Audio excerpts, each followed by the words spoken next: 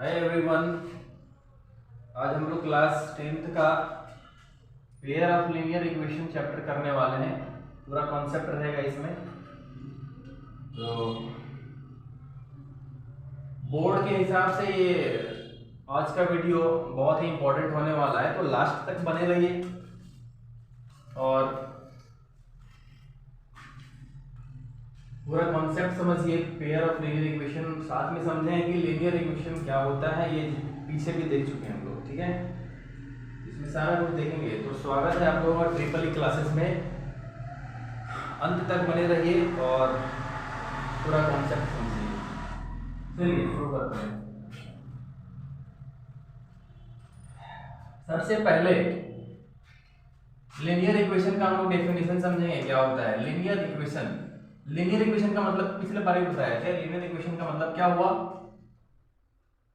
Equation जिसका degree 1 हो, polynomial जिसका डिग्री 1 हो उसी को लीनियर बोलते हैं। डिग्री 1 हो, जैसे 2x + 6, इसका डिग्री कितना है? 1 है। यानी कि डिग्री किसको बोलते हैं? वेरिएबल के हाईएस्ट पावर को डिग्री बोलते हैं, ठीक है। तो इसका डिग्री कितना है? 1 है। तो ये लीनियर इक्वेशन हो गया, ये लीनियर इक्वेशन हो गया, ठीक है। तो लीनियर इक्वेशन, सॉरी ये इक्वेशन नहीं है, ये एक्सप्रेशन है, पॉलिनोमियल बोल सकते हैं इसको, ठीक है।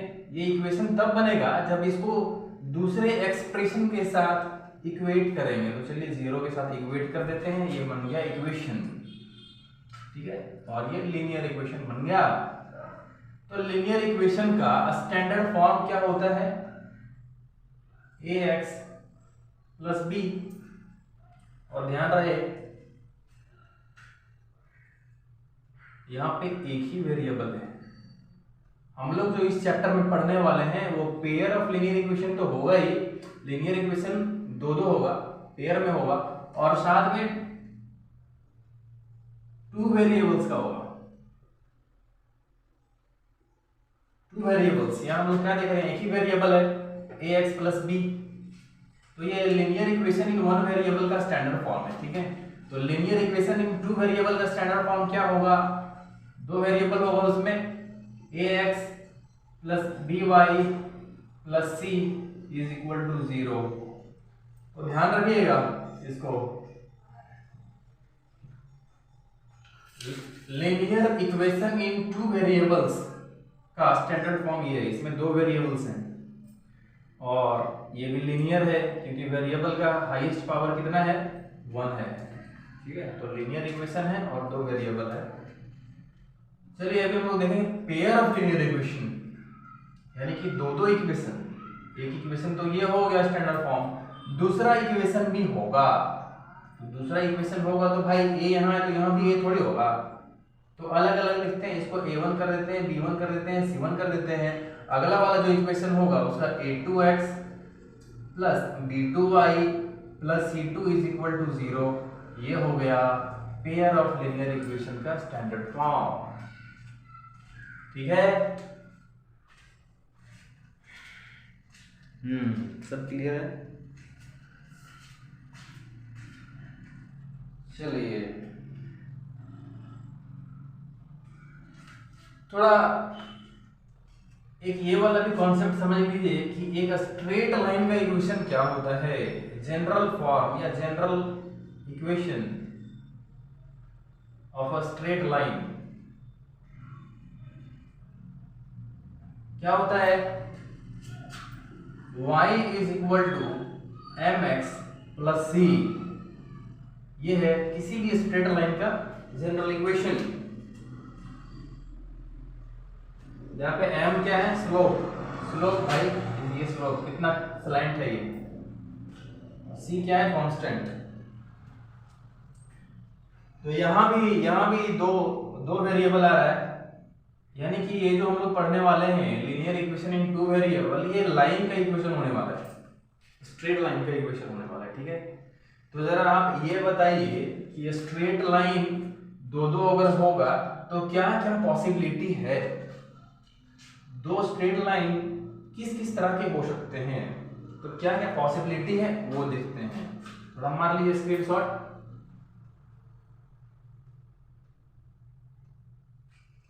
चलिए अभी दो लाइंस, जब दो स्ट्रेट लाइंस किस किस तरह के हो सकते हैं, क्या क्या केसेस बनेंगे वो देखेंगे।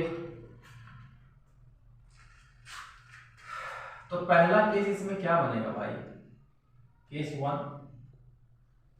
वन इसमें क्या बनेगा, दो लाइन किस तरह का हो सकता है, या तो एक लाइन ऐसा आ गया एक लाइन ऐसा आ गया, मतलब एक दूसरे को कट करेगा, ये पहला केस। दूसरा केस क्या होगा, दूसरा केस क्या हो सकता है कि दोनों लाइंस पैरेलल चला जाए ऐसे ऐसे। और तीसरा केस क्या हो सकता है, तीसरा केस ये हो सकता है कि ये एक लाइन है और दूसरा लाइन भी इसी के ऊपर है, इसी के ऊपर है, ठीक है। तो ये तीनों पॉसिबिलिटी हो सकता है, और कुछ हो सकता है क्या, नहीं, यही तीनों पॉसिबिलिटी हो सकता है दो पेयर ऑफ एक पेयर ऑफ लाइंस के लिए, ये दोनों पॉसिबिलिटी, ये तीनों पॉसिबिलिटी हो सकता है।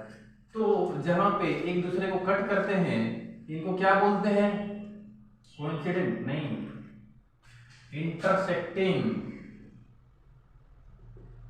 इंटरसेक्टिंग लाइंस, जहां पे एक दूसरे को इंटरसेक्ट करते हैं, जब पैरेलल जाते हैं तो पैरेलल लाइंस, और जब एक के ऊपर एक है तो कोइंसिडेंट लाइंस, ठीक है, समझ में आया।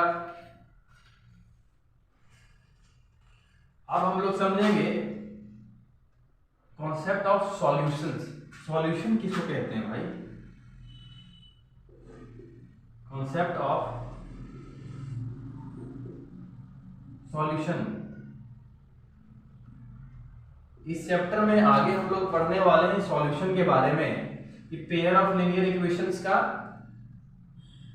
सॉल्यूशन फाइंड करना पड़ेगा इसमें। तो सॉल्यूशन का मतलब क्या होता है ये समझेंगे हम लोग। ये सॉल्यूशन का मतलब ये होता है कि वो पॉइंट जो दोनों लाइन में आता है, वो इन दोनों लाइंस का सॉल्यूशन होगा। जैसे यहाँ पे एक ये वाला पॉइंट है जहां पे दोनों मिल रहे हैं, ये वाला पॉइंट जो है दोनों लाइन पे आ रहा है, तो ये पॉइंट जो होगा इन दोनों लाइंस का सॉल्यूशन होगा, ठीक है, आई बात समझ। अब यहाँ पे आइए, ये दो लाइंस हैं अलग अलग, तो कोई भी कॉमन पॉइंट है क्या दोनों का, अब दोनों में से कोई पॉइंट कॉमन पॉइंट शेयर नहीं करता है, तो यहाँ पे कोई सॉल्यूशन होगा ही नहीं।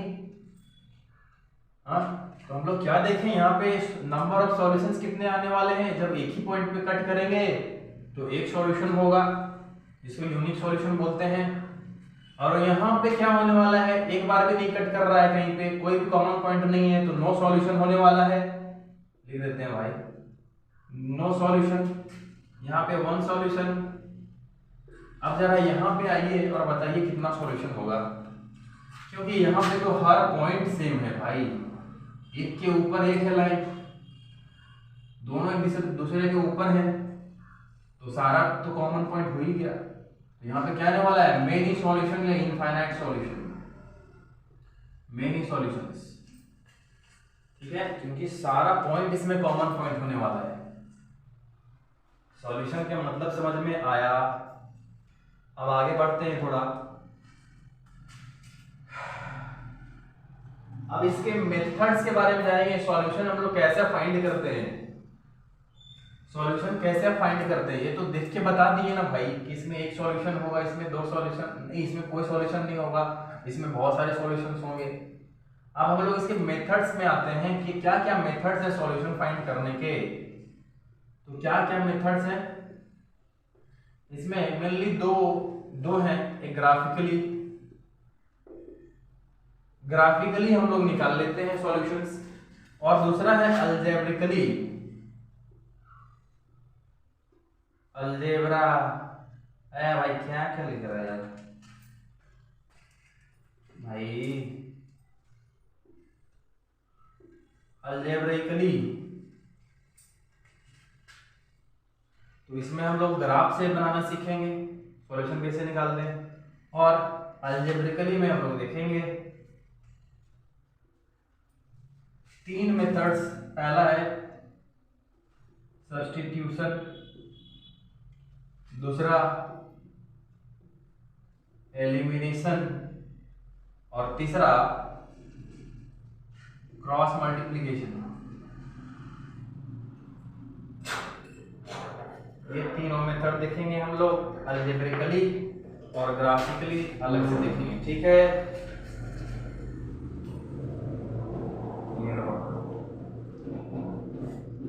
तो आते हैं सबसे पहले हम लोग ग्राफिकली पे, तो थोड़ा मान लीजिए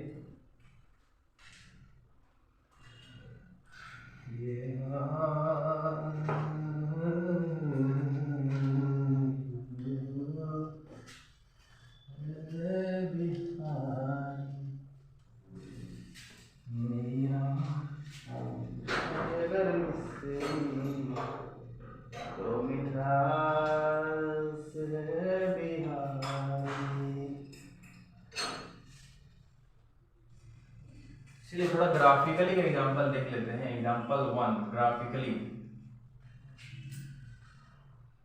x माइनस वाई, पहला इक्वेशन है x minus y is equal to 8 और दूसरा इक्वेशन है 2x minus 2y is equal to 10। ये दो इक्वेशंस हैं, इनको हम लोग, इनका सॉल्यूशंस हम लोग फाइंड करेंगे। हाँ जी, एक बात तो बताना भूल गया भाई। देखिए जब दो लाइन, देखिए पॉसिबिलिटी क्या क्या था, ऐसा था, दूसरा लाइन यहाँ पे क्लियर है।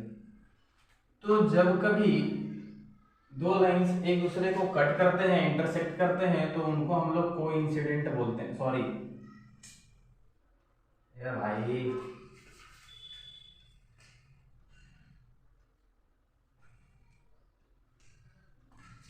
इनको हम लोग क्या बोलते हैं, जब कोई दो लाइन से एक दूसरे को कट करते हैं तो इसको बोलते हैं हम लोग कंसिस्टेंट। जैसे एक दूसरे को कट कर रहा है यहाँ पे तो कंसिस्टेंट हो गया, और कट कहाँ पे कर रहा है, यहाँ पे, तो यहाँ पे हर पॉइंट पे कट कर रहा है, यानी कि कॉमन आ रहा है, हर पॉइंट कॉमन पॉइंट है, तो इसको ये भी कंसिस्टेंट हो गया। यहाँ पे कोई भी पॉइंट कॉमन नहीं है तो इनकंसिस्टेंट, ठीक। चलिए आते हैं अभी ग्राफ पे।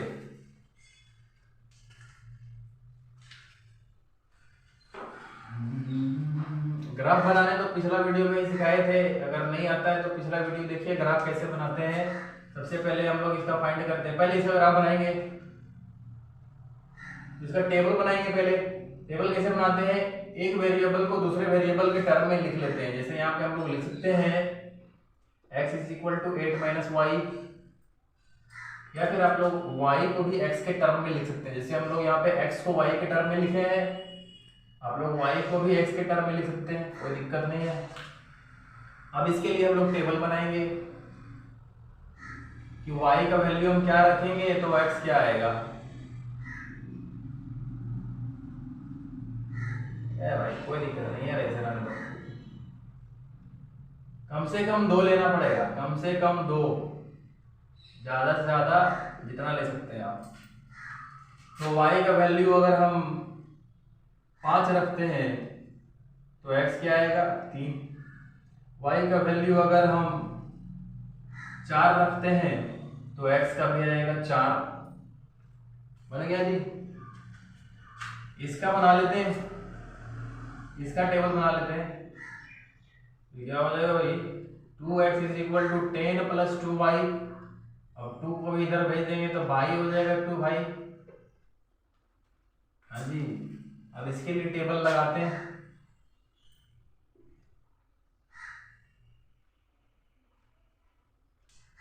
बगल में बना लेते हैं भाई, यहाँ पे ग्राफ बनाएंगे, ठीक है। तो ये x हो गया, ये हो गया y मेरे भाई।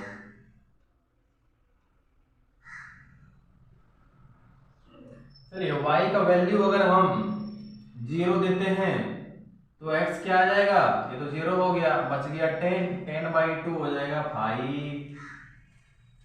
y का वैल्यू अगर हम -3 देते हैं तो ये हो जाएगा -6, तो 10 - 6 बचेगा 4, 4/2 बचेगा 2। टेबल हो गया कंप्लीट। अब हम लोग बनाते हैं ग्राफ और देखते हैं ये जो पेयर ऑफ लाइंस है इसका ग्राफ कैसा आ रहा है, इंटरसेक्टिंग आएगा कि पैरेलल आएगा कि कोइंसिडेंट आएगा। चलिए देखते हैं।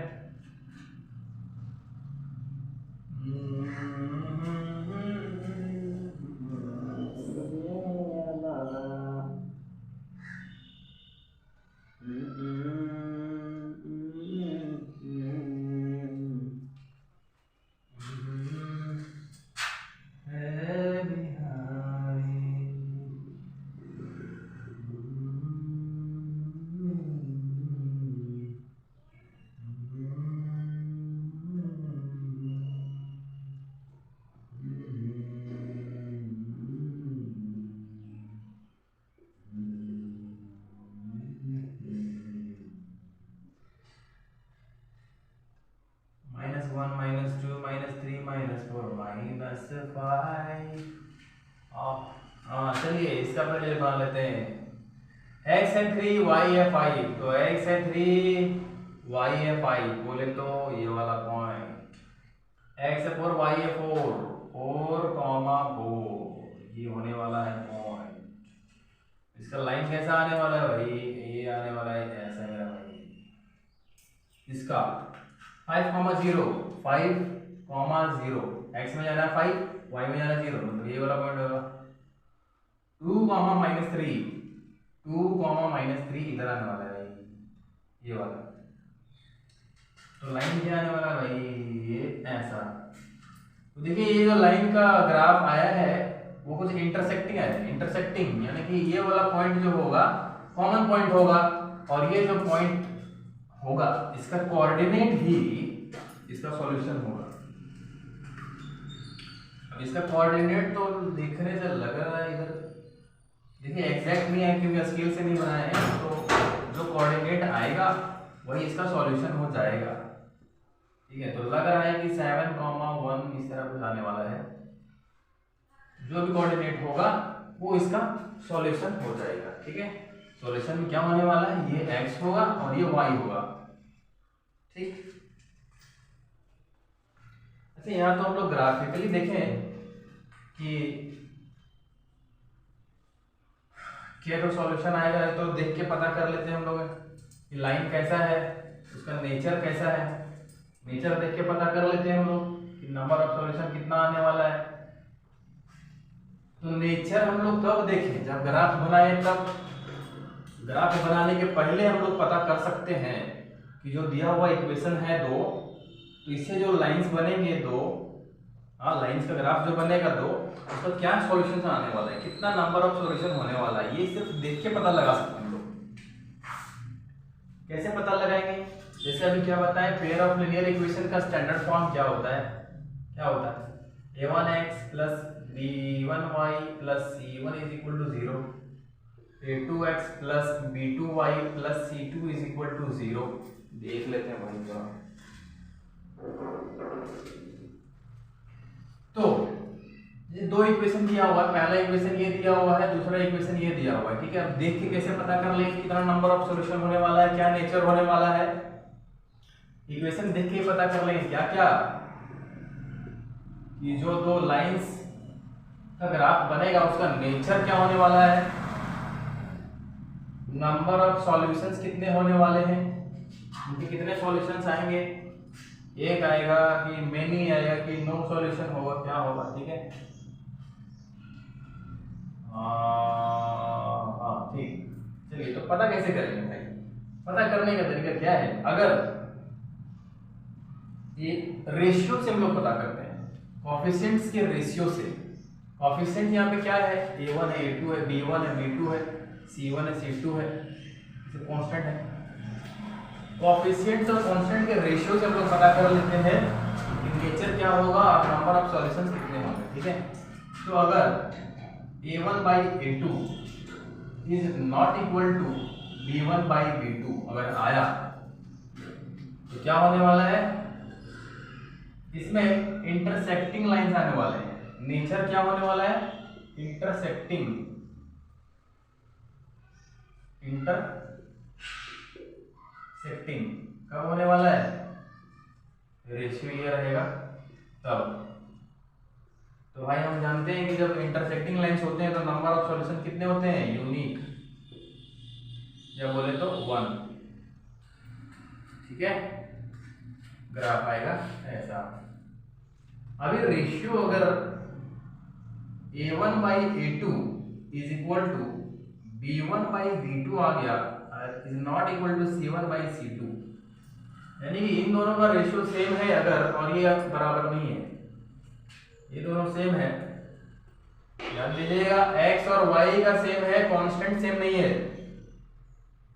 तो x और y का कोएफिशिएंट अगर सेम है तो पैरेलल लाइंस आने वाले हैं, पैरेलल लाइंस। और नंबर ऑफ सॉल्यूशन कितने हो गए, नो सॉल्यूशन भाई, यूनिक सॉल्यूशन भाई। इसमें क्या होगा, नो सॉल्यूशन।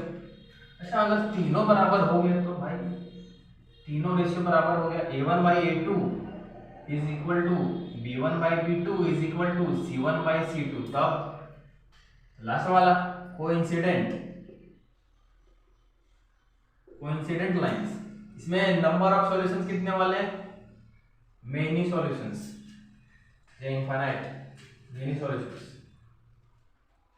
ये तीनों बराबर हो जाएगा, तीनों का रेशियो बराबर हो जाएगा, कोइंसिडेंट लाइन होगा और मेनी सॉल्यूशन हो गए। सिर्फ x और y का रेशियो अगर बराबर है तो पैरेलल लाइंस, नो सॉल्यूशंस। ठीक है, ग्राफ कुछ ऐसा आने वाला है और इसका एक के ऊपर एक। और जब कोई बराबर नहीं है, कोई रेशियो बराबर नहीं है, ये और एक और भी ले लेंगे, अगर वो भी बराबर नहीं है, तीनों बराबर नहीं है, तो इंटरसेक्टिंग लाइंस है यूनिक सॉल्यूशन, वन सॉल्यूशन देख के पता कर सकते हैं।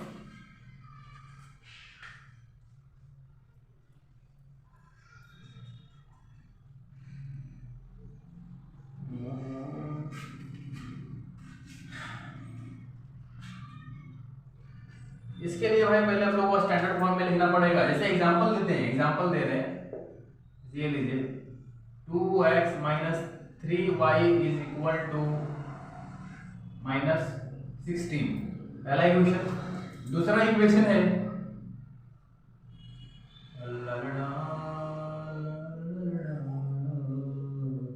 4x - 6y + 32 is equal to 0, ये दूसरा इक्वेशन है। अब दोनों इक्वेशन देख के बता सकते हैं कि क्या आने वाला है, नेचर क्या होने वाला है, नंबर ऑफ सॉल्यूशन कितने होने वाले हैं, और कंसिस्टेंट होंगे कि इनकंसिस्टेंट होंगे। बताया कि कंसिस्टेंट किसमें आने वाला है, इसमें कोई एक कॉमन पॉइंट होता हो। तो इंटरसेक्टिंग लाइंस में एक कॉमन पॉइंट होता है और इसमें इनफाइनाइट होते हैं, मेनी होते हैं। तो इन दोनों, अगर ये दोनों आ गया अगर नेचर, तो कंसिस्टेंट होगा, ये आएगा तो इनकंसिस्टेंट।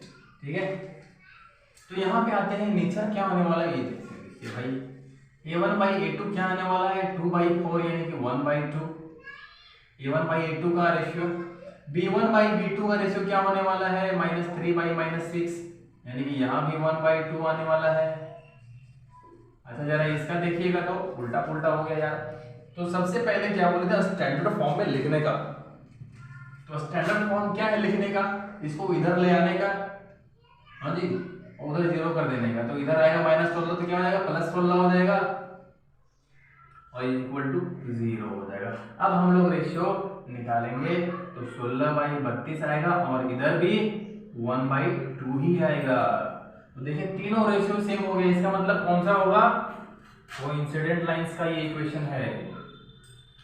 ठीक है, तो नेचर क्या होने वाला है, कोइंसिडेंट लाइंस, और सॉल्यूशन मेनी सॉल्यूशन, और कंसिस्टेंट होगा, कंसिस्टेंट। ठीक है, चलिए आगे बढ़ते हैं हम लोग, अलजेब्रिकली देखेंगे अब हम लोग कैसे सॉल्यूशन फाइंड करते हैं। अलजेब्रिकली भी हम लोग तीन मेथड सीखते हैं, मान लीजिएगा स्क्रीनशॉट।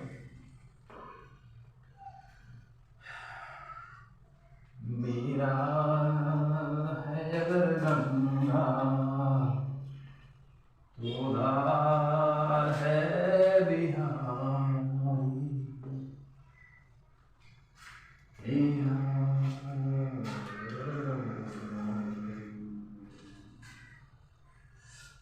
अलजेब्रिकली हम लोग क्या देखने वाले हैं, सबसे पहला देखने वाले हैं सब्स्टिट्यूशन मेथड। सब्स्टिट्यूशन मेथड जैसा कि नाम है इसमें सब्स्टिट्यूशन, यानी कि इसमें सब्स्टिट्यूट करने वाले हैं भाई, सब्स्टिट्यूट।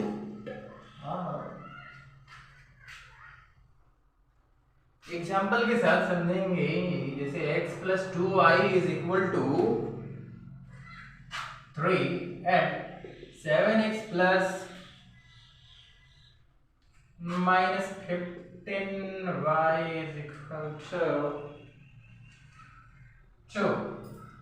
ये दो इक्वेशंस हैं हमारे पास। इसको सब्स्टिट्यूशन मेथड से कैसे सॉल्व करते हैं इस तरह देखिए क्या करते हैं हम लोग।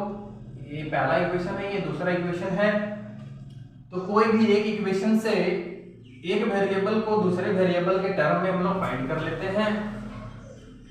क्या सुने, एक वेरिएबल को दूसरे वेरिएबल के टर्म में फाइंड कर लेते हैं।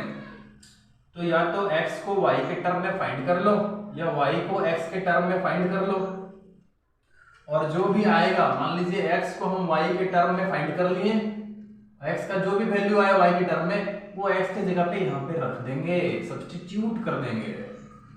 ठीक है, तो चलिए इसी से हम लोग निकाल लेते हैं। फ्रॉम इक्वेशन 1 क्या होने वाला है जी, x is equal to 3 minus 2y, इसको उधर ले गए। तो x को फाइंड कर लिया y के टर्म में। अब थर्ड, इसको मान लेते हैं थर्ड इक्वेशन। ठीक है, अब ये जो है x का वैल्यू 3 माइनस 2y, इसको पुट करेंगे यहाँ पे, सब्स्टिट्यूट करेंगे सेकंड इक्वेशन में। जहां भी x मिलेगा उसके जगह पे इतना रखेंगे। Putting this value of x in equation 2 क्या होने वाला है, 7x मिला, x की जगह पे इतना रखेंगे 3 minus 2y minus 15y is equal to 2।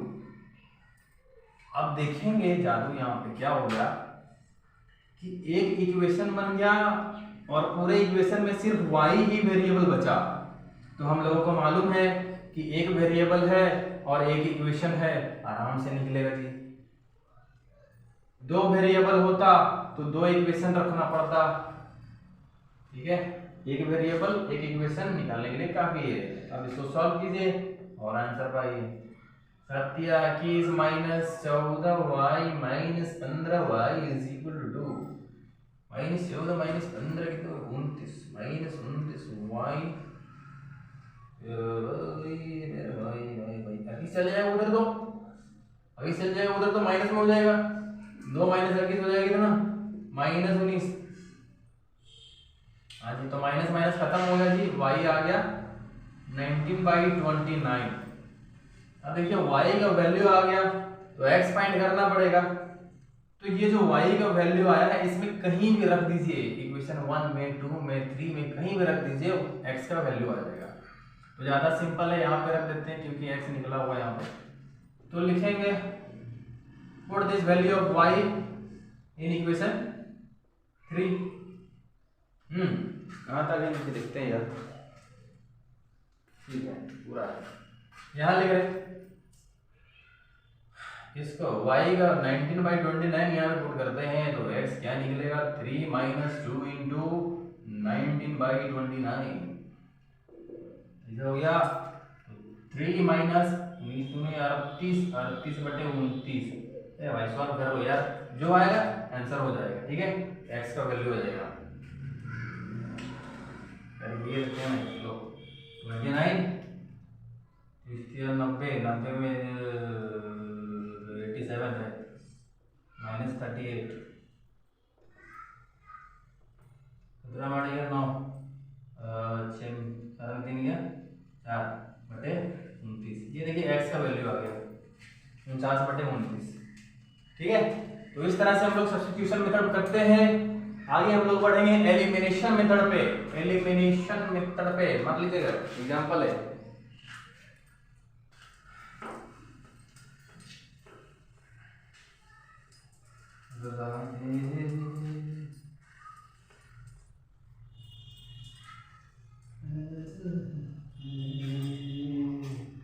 दूसरा मेथड एलिमिनेशन मेथड।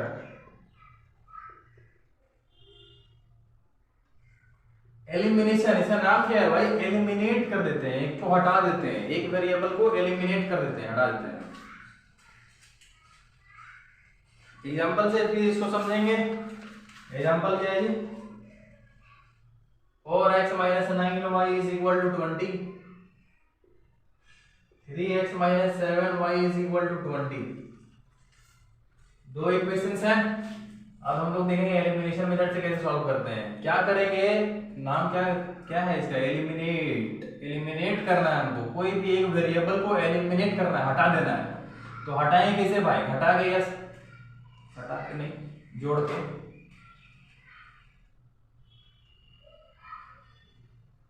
दोनों तरफ से देखेंगे भाई। देखिए इसमें 4x, इसमें 3x, 9y, 7y, कोएफिशिएंट तो सेम है ही नहीं है, तो हटाएंगे कैसे, घटाएंगे कैसे? ठीक है, तो क्या करेंगे? सेम लाने के लिए, कोएफिशिएंट सेम करने के लिए, जिसको हमको हटाना है, एलिमिनेट करना है, जैसे x का कोएफिशिएंट, x वेरिएबल अगर एलिमिनेट करना है तो इसका कोएफिशिएंट सेम करना पड़ेगा और बाद में घटा देना पड़ेगा। और अगर y वेरिएबल हटाना है तो इसका कोएफिशिएंट सेम करना पड़ेगा। तो सेम करने का तरीका क्या है भाई? गुना करने का। गुना कर देते हैं या डिवाइड भी कर सकते हैं, कोई दिक्कत नहीं। तो देखिए 4 है, यहाँ पे 3 है, एलसीएम क्या आता है भाई? 12, यानी कि इसको भी 12 बना दीजिए, इसको भी 12 बना दीजिए। तो 12 बनाने के लिए 3 से गुना करना पड़ेगा, तो पूरा इक्वेशन को गुना करना पड़ेगा 3 से। और इसको 12 बनाने के लिए 4 से गुना करना पड़ेगा, तो पूरा इक्वेशन को 4 से गुना कर दिए, 4 से। ठीक है, अब क्या बनेगा? देखिए ये तो बन गया 12x, लेकिन ये भी हो गया 27y = 60। ये तो बन गया 12x, ये बन गया 28y और ये बन गया 80। अब हमको एलिमिनेट करना था x वाला, तो यहाँ भी 12x है, यहाँ भी 12x है, तो घटाएंगे तो 0 हो जाएगा, एलिमिनेट हो जाएगा। तो इक्वेशन ये 1 था, ये 2 था, इसको 3 मान लेते हैं, इसको 4 मान लेते हैं। अब घटा देते हैं, 3 - 4 कर देते हैं, 4 को घटा देते हैं 3 से। Subtracting equation 4 from equation 3। Minus कर देंगे भाई, तो माइनस करने तो आता ही होगा, यहां से फिर लिखना पड़ेगा। चलिए लिख देते हैं।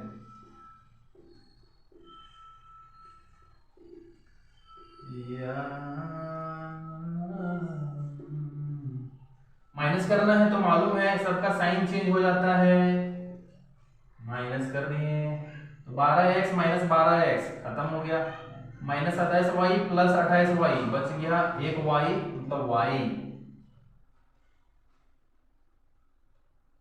इसको उधर ही लेने कोई दिक्कत नहीं, इधर भी लेने कोई दिक्कत नहीं।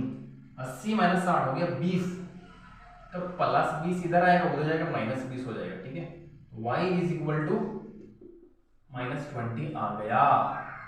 देखिए y का वैल्यू आ गया, यही तो हमको चाहिए था। अब y का वैल्यू हम फाइंड कर लिए, x बच गया, तो x निकालने के लिए कोई भी इक्वेशन में पुट कर दीजिए इसको, y का वैल्यू किसी भी इक्वेशन में पुट कर दीजिए और फिर सब्स्टिट्यूशन मेथड लगा के x फाइंड कर लीजिए। जैसे इस y का वैल्यू हम लोग पुट करेंगे इसमें, पहला इक्वेशन में, put this value of y in equation 1, तो क्या हो जाएगा? 4x - 9y मिल गया, y की जगह पे -20 रखेंगे = 25। ये कितना हो जाएगा भाई? 4x माइनस माइनस हो जाएगा प्लस 20 9 180 और 20, तो यहाँ से आ जाएगा 4x = 20 - 180 जाएगा, वो तो माइनस हो जाएगा। ठीक है ना, तो -160 आएगा। तो x कितना आ गया भाई? 160/4 बोले तो 40 -40, देखिए x आ गया -40। तो इस तरह से हम लोग एलिमिनेशन मेथड से सीख गए हैं घटा के, सब्ट्रैक्ट करके x और y का वैल्यू फाइंड करने का। तो ये जो x और y जो निकल रहा है यही सॉल्यूशन है भाई, कोऑर्डिनेट है ये, कोऑर्डिनेट सॉल्यूशन का कोऑर्डिनेट है। अब हम लोग थोड़ा जोड़ के भी कर सकते हैं, जरा देखिए तो कैसे। इसको ले लीजिए, थोड़ा स्क्रीनशॉट मारिए और फिर से हम लोग एक और सुनिए। अच्छा यहाँ पे बना के देखिए, ये तो घटा लिखिए, जोड़ के भी कर सकते थे। जैसे 4x - 9y = 20 था, 3x - 7y = 20 था। अच्छा अभी देख लेते हैं क्लियर है कि नहीं। सब क्लियर बा। अब हम लोग को मान लेते हैं कि y जो वेरिएबल है इसको एलिमिनेट करना है, तो इसका कोएफिशिएंट सेम करना होगा। तो सेम करने के लिए भाई कितना से मल्टीप्लाई करना होगा, 9 और 7 का एलसीएम कितना हुआ 63। तो इसको 7 से मल्टीप्लाई करना पड़ेगा 63 बनाने के लिए, और इसको 9 से मल्टीप्लाई करना पड़ेगा 63 बनाने के लिए। ठीक बात क्लियर?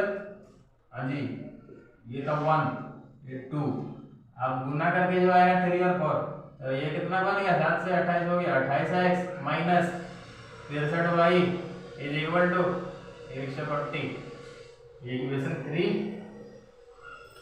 इसमें 9 से मल्टीप्लाई करेंगे तो हो जाएगा 27x माइनस 63y = 140। सेम बात, ठीक बात नारे 180 क्या करता है, गलत गलत। चलिए देखिए, अब हम लोग को y एलिमिनेट करना है, तो कोएफिशिएंट तो सेम हो गया, लेकिन दिक्कत यहाँ पे क्या हो गया। हाँ जी, नहीं जी, देखिए जोड़ने वाला हम लोग सीख रहे हैं, ठीक है। तो यहाँ थोड़ा इक्वेशन में चेंज करना पड़ेगा। मान लीजिए कि यहाँ पे 27y 7y, तो यहाँ पे 63y हो जाएगा ऐसा। अब हम लोग जोड़ सकते हैं, तो थोड़ा सा ध्यान देना पड़ेगा कि कहाँ पे हम लोग जोड़ देंगे, कहाँ पे घटा देंगे।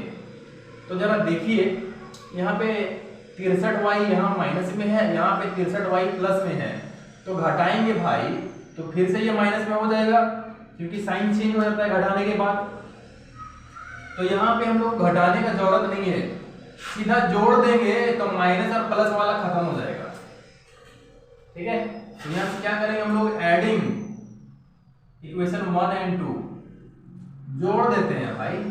तो 28x माइनस 63y = 140, इधर 27x प्लस 63y = 180। जोड़ेंगे भाई तो साइन में चेंज होएगा नहीं, और साइन में चेंज होएगा नहीं तो माइनस प्लस ये खत्म हो जाएगा और बच जाएगा x।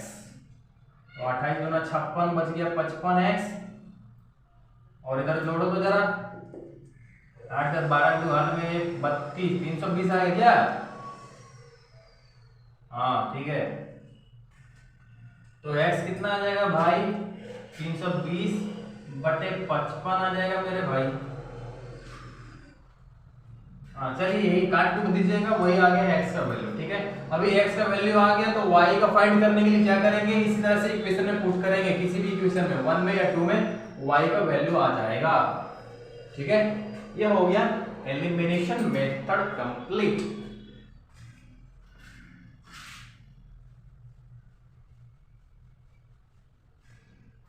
अब लास्ट हम लोग करेंगे क्रॉस मल्टीप्लिकेशन। थोड़ा जल्दी से कर लेते हैं, वीडियो लंबा हो रहा है।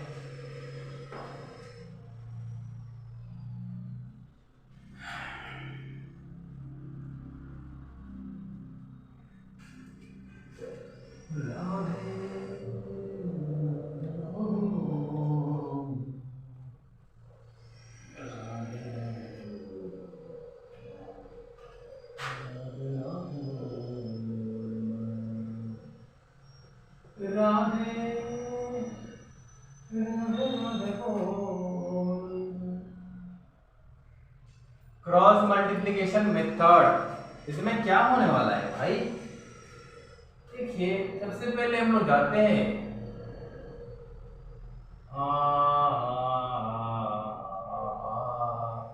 पेयर ऑफ लेंथर इक्वेशन का जनरल मेथड लिखते हैं, यानी कि स्टैंडर्ड फॉर्म लिखते हैं। तो क्या हो, a1x + b1y + c1 = 0। और ध्यान दीजिएगा, पहले ये स्टैंडर्ड फॉर्म में लिख लेने का है, अगर c1 उधर है तो इधर ले आने का है, ठीक है।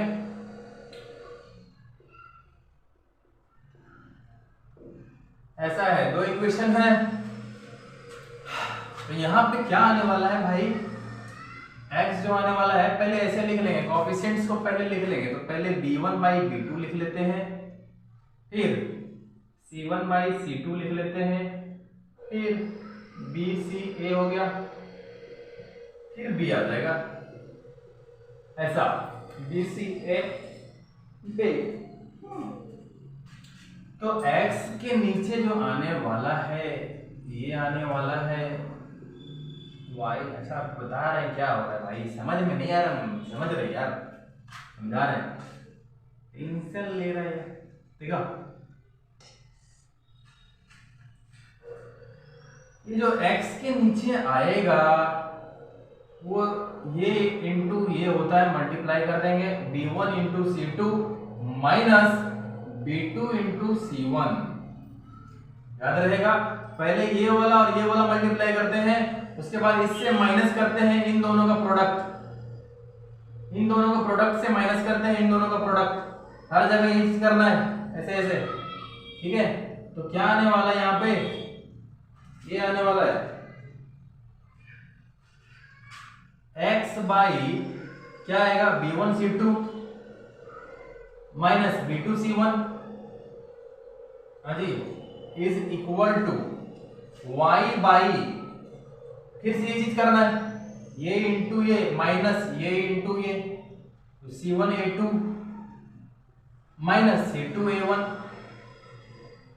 इज इक्वल टू 1 है यहाँ पे 1 बाई, फिर से वही चीज करना है, ये इंटू ये माइनस ये इंटू ये, तो a1b2 माइनस a2b1, ठीक है। ये हो गया जी क्रॉस मल्टीप्लिकेशन का जनरल मेथड। अब इसी पे हम लोग पुट करते जाते हैं और सॉल्यूशन पाते जाते हैं।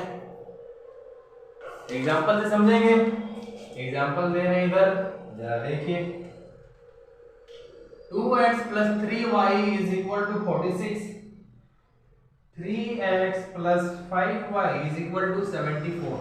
ये दो इक्वेशन है, क्या बोले सबसे पहले स्टैंडर्ड फॉर्म में लिख लेने का, तो 46 उधर है तो माइनस इधर आ जाएगा, माइनस हो जाएगा उधर 0, ये 74 इधर आएगा माइनस हो जाएगा उधर 0 हो जाएगा, ठीक है। अब पहले कोएफिशिएंट्स को लिख लीजिए, पहले b1 वाला लिखते हैं, b1 b2 लिखते हैं, तो यहाँ पे b1 b2 क्या है भाई 3 x है, यहाँ पे 3i, फिर c1 c2 बोले तो -46 और -74, फिर a1 a2 बोले तो 2 3, फिर b1 b2 बोले तो 3 5, ये x है ये y देगा ये 1 देगा, ठीक है। तो x के नीचे क्या होने वाला है भाई, x बाई ये इंटू ये 3 into -74 minus 5 into -46 is equal to y by, भाई ऐसे किए यार, हाँ अभी ये करना है ये और ये, -46 इंटू 3 माइनस -74 इंटू 2, ठीक है, इज इक्वल टू 1 बाई ये इंटू ये 2 इंटू 5 माइनस ये इंटू ये 3 इंटू 3 हो गया। ये क्या हो गया भाई x बाई कितना आ जाएगा, 3 चके 12 के 2 15 आ गया क्या भाई, 222 आएगा माइनस में, और ये माइनस माइनस हो जाएगा प्लस, और ये आने वाला है आपका 230, ठीक है, is equal to y by ये कितना आ गया 138, और ये फिर से माइनस माइनस प्लस हो जाएगा और 148 आएगा, और 1 बाई ये आ गया 10 माइनस 9, 10 माइनस 9, तो ये कितना आ गया भाई x by 8 is equal to y by 10 is equal to 1/1, मतलब एक ही आया। हाँ जी, अब क्या करेंगे, x और y का वैल्यू निकालने के लिए क्या करेंगे, कंपेयर करेंगे यार, क्या करेंगे, और यहाँ कंपेयर करेंगे, तो इसको कंपेयर करेंगे तो कुछ होने वाला है नहीं, तो भाई x बाई 8 जो है 1/1 के भी तो बराबर है, तो x बाई 8 जो 1/1 के बराबर है, यहाँ लिख रहे हैं यार, x बाई 8 जब 1 के बराबर है तो x क्या दे देगा मेरे भाई, 8 उधर चल जाएगा तो 8 आ जाएगा ना मेरे भाई, तो x आ गया 8। इसी तरह से y बाई 10 को कंपेयर करेंगे 1 से, y बाई 10 आ गया 1 इज इक्वल टू क्या आ जाएगा, y का वैल्यू 10 उधर चला जाएगा 10, y आ गया 10। ठीक है, इस तरह से हम लोग क्रॉस मल्टीप्लिकेशन मेथड भी देख लिए हैं। तो यहीं पे हो जाता है पूरा pair of linear equation in two variables का पूरा कंसेप्ट हो गया क्लियर। तो और अगर कुछ मिस हो गया है तो कमेंट में लिखिए, आगे उसको बनाने की कोशिश करेंगे फिर से, इसका फिर सॉल्यूशन भी करेंगे, इस चैप्टर का पूरा क्वेश्चन आंसर करेंगे बाद में। तो वीडियो देखिए, और अगर यहाँ तक आप लोग पहुँच गए हैं और वीडियो अच्छा लगा है तो सब्सक्राइब कर दीजिए और शेयर भी कर दीजिए, क्योंकि 10th का बोर्ड आने वाला है। हाँ, तो बच्चा लोग पढ़ेगा तो ज्ञान कुछ पाएगा। चलिए बस करते हैं, बाय बाय।